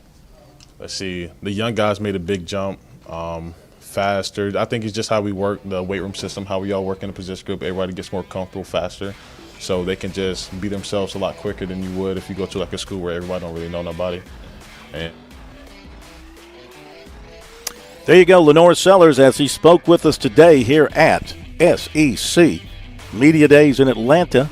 Got recruiting. We'll talk more recruiting coming up. Then a couple of LSU guys will talk about the upcoming visit to Clemson. Stay tuned. Be right back. On Point Weather is made possible by our friends at Palmetto Citizens Federal Credit Union on 107 The Point. Here's tonight's forecast. Partly cloudy skies this evening with a low temperature down to 74. Tomorrow, much like today, with a high of 92. To go with a blend of sunshine and clouds, look for a 30 to 40% chance of afternoon thunderstorms. And it's high temps the rest of the week in the mid-90s. That same 30 to 40% chance of rain each afternoon. I'm Cal Moss with your On Point local weather. Step into summer with no unwanted guests in your home. At Modern Exterminating Company, we're not just experts in pest control, we're your neighbors. Glenn and Melanie Matthews here. Modern Exterminating has been part of this community since 1955, offering unmatched experience with the family touch. Trust us to keep your home pest-free with care and dedication that only a local family-owned business can provide. Experience the Modern Exterminating difference. Call us at 765-2315 or visit pestfreesc.com. Let us keep your home truly yours. With SRN News, I'm Keith Peters in Washington. Officials kept a wary eye on river levels as some crews resumed the search for people still missing after catastrophic flooding pummeled Texas this month. Officials on Monday also made plans to drain reservoirs as they searched for victims. The July 4th floods killed at least 132 people, mainly in Kerr County. Former New York Governor Andrew Cuomo has announced he will run for New York City mayor as an independent candidate. Cuomo, who lost to progressive Democrat Zohran Mamdani in the June primary, says he aims to challenge Mamdani's policies, calling them slick slogans with no real solutions. The general election is set for November. Current Mayor Eric Adams is also running as an independent. On Wall Street, the Dow by 88 points. More details at srnnews.com. America's radio show with Gene Garris every Sunday night from 6 till 8. Local, live, somewhat punishing, but only on the point. Nobody plans for a plumbing problem. They come unannounced and usually at a very inconvenient time. Franklin Plumbing and Drain Cleaning is your trusted ally. They recognize just how vulnerable a customer is at this time, and they want to help. They have well-trained plumbers who are there to make a difference when you need it most. I've experienced this. They're knowledgeable about their craft. They're not coming to your house to pitch new products. If something is broken, they'll give you a price to fix it if it's possible, or a price to replace it if necessary. Franklin Plumbing and Drain Cleaning is also locally owned and operated, or I simply wouldn't endorse them. Josh and his team prioritize customer service above everything else. They handle every issue with care and precision. Those are not just words. I've had Franklin Plumbing and Drain Cleaning out to my home. They back up those words with their actions. If you have a crisis, get some peace of mind. Online, you find them at franklinplumbing.sc.com, or you call 799-2222. That's 799-2222. I'm absolutely positive they will make whatever is wrong right again. Franklin Plumbing and Drain Cleaning. At Palmetto State Armory, we offer the largest selection of guns and ammunition at unbeatable prices. Our knowledgeable and friendly staff are here to provide personalized assistance, ensuring you find exactly what you need. If you enjoy outdoor activities like hunting, camping, or hiking, our clothing and outdoor gear collection has got you covered. We also feature an exceptional indoor range facility where you can experience the thrill of shooting in a safe and controlled environment. Visit us today at PalmettoStateArmory.com or your local retail store. Palmetto State Armory, American made for life. Want to hear my success story? I'm Fran Halloran, the money coach. I'm celebrating a decade of partnering with The Point. It's one of the best decisions I ever made. I've used The Point to significantly grow my small business. It started with a meeting with Kevin Cohen. Do you own a small business? Are you on a limited budget? No problem. Reach out to Kev at 563-8558. Get a customized plan and start your journey to business growth with The Point today. Success is one call away. Take the leap. Hi, it's Mary Catherine and Thomas from Louisiana Purchase, inviting you to start your day sweet with beignets and coffee from 9 to 11. Treat yourself to lunch at Louisiana Purchase and find one-of-a-kind gifts you won't see anywhere else. Stop by Cypress Market for gourmet meats, cheeses, fine wines, and ready-to-go items. Give your weddings, graduations, holidays, and office parties Southern flair with our catering and custom charcuterie. Visit Louisiana Purchase, your taste of the South, all in one stop. LouisianaPurchase.com. Hello, this is Stacy Huff, host of Huff Nation Sports Zone, each and every Saturday, 10 to 11 a.m. right here on 100.7 FM, The Point, and also 1470 a.m. It'll be a fun trip around the world of sports. Huff Nation Sports Zone, check it out.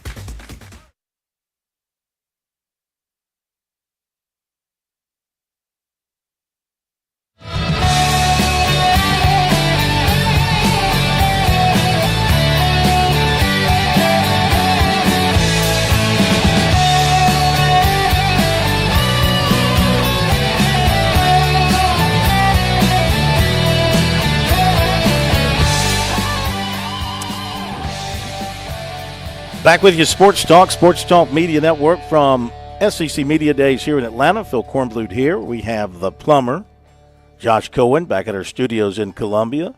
Chris Bergen, not at the Berge Palace tonight, he's in the upstate at the Berge Mini Palace.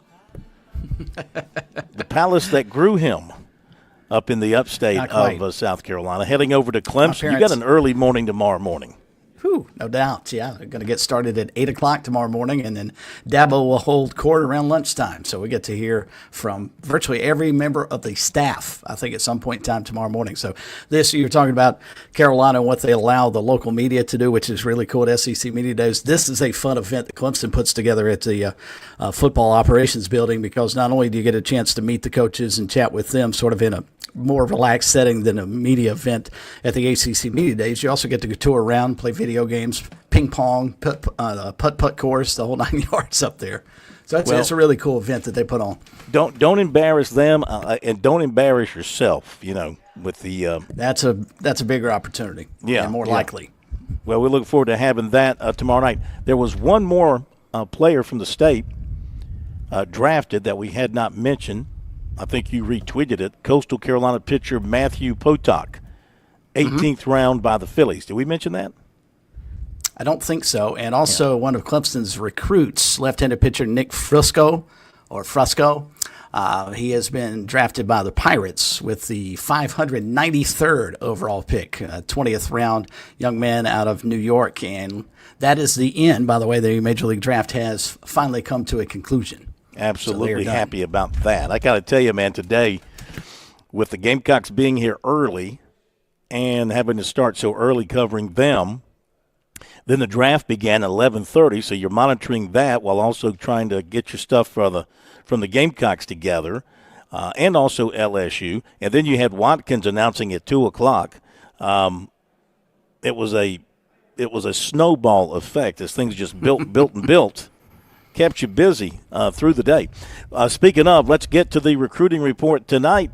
It is brought to you by our good friends over at Seawells. At least I hope they're still our good friends, since I haven't talked about them myself personally in over a week, but I'm sure you guys showed them some great love last week. We sure did. They were closed on Friday, though, for a private event. Okay, that happens. That happens from time to time. Closed today. Back at it tomorrow with the daily luncheon buffet, I take it there, Plummer. You have anything on that? Nothing on it yet. Hope to have something on it tomorrow, though. But yes, I believe they're open next week. Okay. This week, I mean.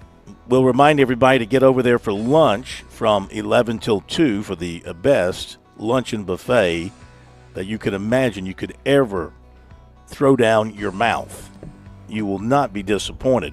And, of course, for the very best in the catering business, you want to give Seawells a call. Let them handle all of your planning and catering needs at their facility on Rosewood Drive, or they'll come to your venue. Their website, check it out, SeawellsCateringSC.com, or just give them a call at 803-771-7385. Let Seawells help make your events a memorable experience. All right, lots of recruiting to catch up on. We've already talked about Tamarian Watkins, 6'4", Northwestern, longtime USC target. But he's taken the opportunity to go to Texas A&M, handing the Gamecocks another major in-state recruiting setback. Georgia and Miami were the other two on his stated short list. The Gamecocks have been on him for a long, long time. He becomes the 8th straight Gamecock target to commit elsewhere since their last commitment. That was Sequel Patterson back on June 27th. And 3 of those commitments that they missed on were in-state prospects. The Gamecocks will have a chance to break that streak Wednesday when offensive tackle Kamari Blair announces, with Tennessee and Ole Miss the others on his list. Of course, on Friday, quarterback Landon Duckworth makes his announcement with the Gamecocks the expected choice. Over the weekend, Clemson outlasted a field of heavy hitters Sunday to gain a commitment from safety Blake Stewart, 6'1", 175 of College Park, Georgia. He's among the most heavily recruited athletes in the country during the recruiting season. Narrowed his list to a Final Four: Clemson, Michigan, Miami, and Vanderbilt. He grew very close with Clemson and safeties coach Mickey Kahn over the course of his recruitment. Made at least 4 visits with the Tigers, including the elite retreat in March and his official visit weekend on May 30th. Last season, he was in on 80 tackles with 4 tackles for loss, 2 picks, and 8 pass deflections. He becomes the 21st commitment for the Tigers class and their 3rd at safety. Tight end Caden Ramsey, 6'5", 210 across, was offered by South Carolina head coach Shane Beamer and tight ends coach Sean Elliott in late June. That was after the dead period had started. He was not able to make an official visit during that contact period. He's hoping to do so as soon as he can. He told us last night South Carolina calls every day. They text every day. Coach Elliott, Coach Beamer. They're talking about an official visit. How soon that'll take place is the question. The new NCAA recruiting calendar for 25-26 has just been published, and all of August, just like July, is a dead period. So no official visits can take place. The earliest they can resume will be September. Regardless of when the visit takes place, Ramsey's ready to make things official with the Gamecocks. And he said, quote, I think that might be somewhere where I need to go home, need a new place. I think I just want to commit now. I'm going to wait until after the official visit. I haven't told them yet. I've been feeling it for a good while. It's not too far from home. Basically is home. The coaches are like dads and family and things and the environment there. Ramsey has spent the summer working on fine-tuning his talents for tight end, which is a new position for him as he moves in from the wide receiver spot. Here's something else. He's working with former USC and NFL receiver Bruce Ellington. His head coach introduced them, and Ellington's been working as sort of his private coach, helping him make that conversion from wide receiver to tight end. And he said that's going very well. He's also picked up offers from Georgia Tech, Syracuse, and Virginia Tech among the major programs. He said Alabama and Auburn had recently had contact with him as well. 46 catches for 749 yards and 9 touchdowns last season. Had 13 interceptions as a safety. Also plays basketball, averages 15 and 10. USC target offensive tackle Kamari Blair of Clarksville, Tennessee, announces on Wednesday night at 7 o'clock at his school. Narrowed his list to USC, Tennessee, and Ole Miss. He cut Wisconsin, Kentucky, and Florida State. South Carolina Clemson made the Final Five with offensive tackle Darius Gray of Richmond. The others on his short list, Ohio State, Tennessee, and LSU. He's not yet set a commitment date, so we're still waiting for that to come down from him. Told you about Landon Duckworth, his commitment coming up on Friday. He has set 7 o'clock Eastern Time for his announcement time. Ridgeview corner Jordan Best on Saturday committed to NC State. Also had offers from Georgia Tech, Syracuse, Boston College, Virginia, Virginia Tech, Rutgers, West Virginia, others. Also Saturday, Clinton offensive guard Trey Aiken, 6'4", 305. He announced a commitment to NC State. He picked the Wolfpack over Georgia Tech and Virginia Tech, his other two official visits. You'll like this one, Bergie. South Carolina target wide receiver Samorian Wingo of St. Augustine, Florida, said in an interview with Rivals that his agent will have a lot to say about his decision, which he plans to make by Tuesday, though he won't announce it until the first week of school next month. The article stated Wingo appears to be down to the Gamecocks in Florida. Miami has also been heavily involved.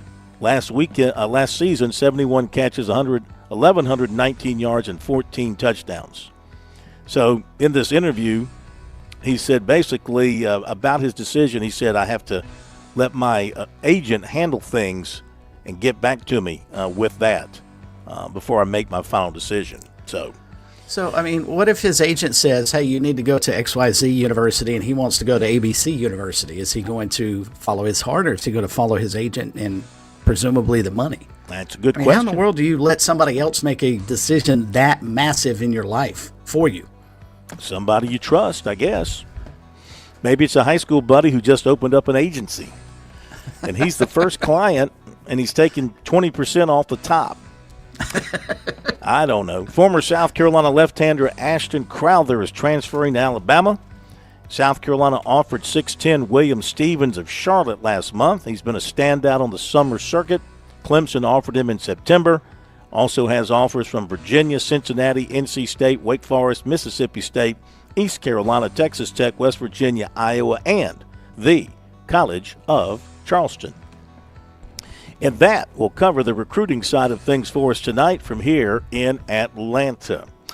After the break, we're going to hear from a couple of the LSU football players who were here today, including their quarterback, Garrett Nussmeier. And we'll also hear from their wide receiver, Chris Hilton, who is looking to bounce back from kind of an injury-hampered year last year. Enjoyed listening to him.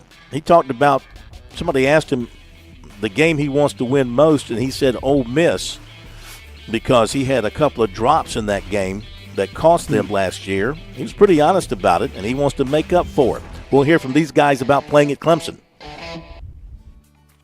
Major Billy Downer here from the Department of Natural Resources, and DNR is excited to announce the implementation of Go Outdoors SC, a new online licensing and boat titling system that you can access right from your phone. Through this new system, customers can purchase their hunting and fishing licenses, renew their boats, apply for lottery hunt opportunities, and complete electronic harvest reporting requirements. For more information, visit Go Outdoors SC at your local app store. There's a lot of things we take for granted in our lives. Your home's AC will run cool, your drive-through coffee will be hot, and the car will start when it's time to take your kids to school. It's when things don't go as planned that you start thinking about who to call and where to turn. The good thing is, you can prepare for life's most difficult days by calling the Larry Lucas Agency today. Larry is a State Farm agent that has been taking care of people across South Carolina for more than 2 decades. You probably have insurance, but switching is easy, and bundling can save you hundreds or more.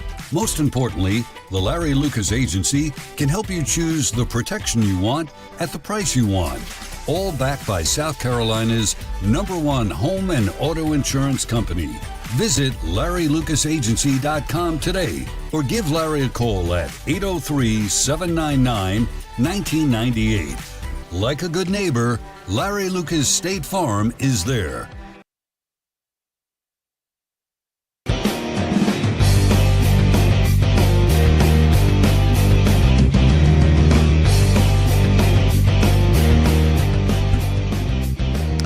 So LSU was here today, and of course they're eyeing an SEC run and playoff and all of that, but it's got to start with Clemson. They play at Clemson to open the season, one of the big games of the opening weekend. Brian Kelly pointed out he's 0-3 in opening games at LSU, so he's making a real emphasis on Clemson. In fact, they've got tiger paws. Of course, they're tigers themselves, but they don't really do the tiger paw things like Clemson does.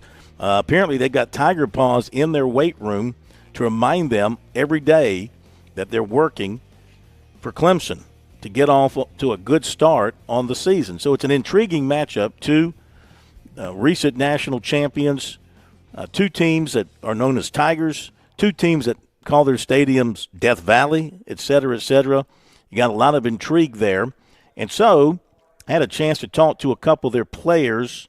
It was kind of in a group setting, but I kind of lured them into talking about Clemson. Here's the quarterback, Garrett Nussmeier, as he responds to the question about this opportunity to go play in the other Death Valley. Yeah, obviously, I mean, they're very talented. They have a lot of guys that can make a lot of plays, and, it's going to be tough. I mean, as I said earlier, though, the SEC, we play defensive lines like that every single week, and not that I'm comparing them to being the same. Obviously, they're very, very talented, and they probably are one of the top 3 defensive line units in the entire country. And so we know that we have to face that. We know that we're going to have to compete against that. And obviously, we'll do things schematically and things like that. But it's a preparation of, at the end of the day, D linemen are always trying to take your head off. And so just because some are better than the others doesn't mean it can really change your mindset. Obviously, those guys can play. So it'll be exciting. I'm really looking forward to it. Do you feel good about your offensive line holding up against those guys? Yeah, I do. I think that the 4 offensive linemen who left last year set an expectation and a standard, and the younger guys were able to watch that and see what it's supposed to look like every single week. And so I think they've also done an unbelievable job of buying into that. And offensive line unit's one of the hardest working units on our team, and so I know they'll be prepared, have full confidence in them, full faith in them. Death Valley, Clemson Death Valley, the first time. Yeah. What do you think it's going to be like compared to your Death Valley, their Death Valley, trying to make the play and all that? Yeah, I mean, obviously, it's an unbelievable environment. That is a very, very ecstatic, I guess you could say, stadium. I mean, it's one of the greats in college football. And so, yeah, we both call ourselves Death Valley. I'm not going to put any headlines out there about what's what, but, I'm very, very excited to get an opportunity to play in a stadium like that. As a quarterback, you love to go on the road in those type of environments. To get to try and silence a crowd like that is something that you look forward to, or at least I do. And so, very, very excited for that opportunity. All right, that's Nussmeier. The guy who'll be on the receiving end of a lot of his passes, he hopes, is Chris Hilton, who's back healthy, looking forward to having a big year. And so, some of the same questions to him, his thoughts about going to Clemson to open the season, playing in that Death Valley and dealing with the atmosphere. Of course, they're used to big-time atmospheres, but this is Clemson, and it can be a troubling place for visiting teams at night on Saturday nights. Here's his thoughts. I mean, it's first time for everything, you know what I mean? I'm excited. Like I said, I've never been there. I've never been to South Carolina. So I'm excited to play. I feel like it's going to be a good game, and I just can't wait to be there. What's kind of your expectations of what it's going to feel like and what the Clemson team will throw at you guys? I feel like we're going to get their best just like any other team we face, you know what I mean? We're no longer in a day and age where you can walk around college football just because you have a name on your helmet like it means something. Like everybody, you're going to get everybody's best shot from top down. Coach Kelly made the comment that he's 0-3 in the first games at LSU, and he's really kind of, or maybe the entire team is putting a little extra emphasis on this one to get off to a good start. What kind of things go into putting extra emphasis? I would say just the work, you know what I mean? And just like making sure everybody on the team is on the same page when it comes to week one. And it's not just winning the game, it's winning that whole week, like that whole week of practice. You want to dominate that whole week leading up into the game. When you look at Clemson's defense, I'm sure you've taken a look at it some here in the offseason, and you'll look at who they have. You're talking about at least two of the best defensive players in the country, and Woods and Parker in particular, and their secondary is very good. How do you break it down? How do you evaluate the Clemson defense from what you've seen? So from what I've seen, I really look at what they do defensively, scheme-wise, and then I pay attention to the secondary and see how they move, and also go for tendencies. Like if you impress man, you know what I'm saying? Do you want to shade outside, shade inside? What hand you want to shoot with? Things like that. Visiting teams, when they come to Clemson for the first time, they treat Clemson's running down the hill different ways. Some teams ignore it. Some players like to kind of hang around midfield and wave the Tigers down the hill, kind of look them in the eyes or coming down the hill, so to speak, not be intimidated by the whole surrounding area. How do you think you guys will handle that kind of pregame setting that they're going to have? I mean, I feel like all we can really do is focus on us. You know what I mean? We got to worry about our game plan and what we're going to do coming into that game. All right, there you go. A couple of LSU guys talking about going to Clemson. Have to remember, obviously, Chris, I mean, this isn't, Chico State coming in to play Clemson. These guys are used to playing. These guys, I don't know where I came up with that. With Chico State? I mean, these guys are used. These guys, this LSU, man, it's LSU. They're used to playing in front of 80,000 or more at home or on the road in big games and all that kind of stuff. So they're not. I was trying to see if they might say something that would indicate any kind of concern. But, I mean, and one thing about Brian Kelly at LSU, he might be 0-3 to start the season, but he's 3-0 to end the season. They've won all three bowl games under him. Not exactly the bowl games they want to be in. Citrus Bowl, exactly. That's the ReliaQuest Bowl, and the Texas Bowl, but at least he won them. And, he's got 10-4, 10-3, and 9-4. Imagine South Carolina going 10-4, 10-3, and 9-4 in 3 consecutive years right now. How crazy would the Gamecock fans be over that? And LSU fans, Brian Kelly listed on the hot seat, like he's just barely hanging on there. Yeah, it's a different mindset over at LSU. They expect, and you don't have to go back too far to find a really, really good LSU team that just obliterated Clemson for a national championship. So they've got the pedigree, and so this is a huge game. I think this is so much more important, Phil, for the LSU Tigers than it is for the Clemson Tigers. I mean, I've got last year as an example. Yeah, if Clemson goes out and plays well but still gets beat by LSU, it is not going to derail their season one iota. I mean, we saw what they did last year. They still made the college football playoff because, let's face it, they've got a much easier road through their conference than LSU will. LSU loses this game on the road against a team that is going to be, in the contention, we think, for a national championship. It should not bear all that much on their season. But, I mean, it could derail fast with the fans jumping on them. Brian Kelly already being on the hot seat at 0-3. He goes to 0-4 in season openers, and then knowing what they've got come SEC time. I mean, it could be – This could be a major turning point. Game one, hard to believe, but a massive turning point for LSU. And I thought Garrett Nussmeier in particular handled it extremely well. You hit him with some poignant questions, and one of the coaches, it may have been Lane Kiffin, said he told his players beforehand, when you go to SEC Media Day, be interesting, but don't say anything that might end up on a billboard or a locker room bulletin board. And I think that's exactly what Garrett Nussmeier did. I thought he handled your questions well, gave some insightful answers, but didn't really say a whole lot that Clemson can use to get back at him. He did throw 12 interceptions last year. He was a 64% passer, and he threw for over 4,000 yards last year. Had a huge year, over 4,000 yards and 29 touchdowns. He did throw 12 picks. Now, let me think about that for a second. How many of those picks he threw at South Carolina actually stood up? Were both of them wiped? Were there two? I'm trying to remember. I know there was the one that was wiped out, the touchdown. Did the interception actually – do you remember, did South Carolina actually retain the ball? Did it actually stand as an interception? I have to go back and look at those game notes. I'm pulling up the stats right now. Yeah. Garrett Nussmeier in that game was 24-40 for 285 yards, 2 touchdowns, and 1 interception. Okay, one of his 12 interceptions was, but there was another interception, I guess, that was wiped out by him. So he should have had 13 interceptions. So obviously he can sling it 4,000 yards, but it's acceptable to throw in the pick, and he did it under duress against South Carolina. So you got to think that maybe Clemson with those defensive ends. We talk so much about T.J. Parker. Will Helt on the other side.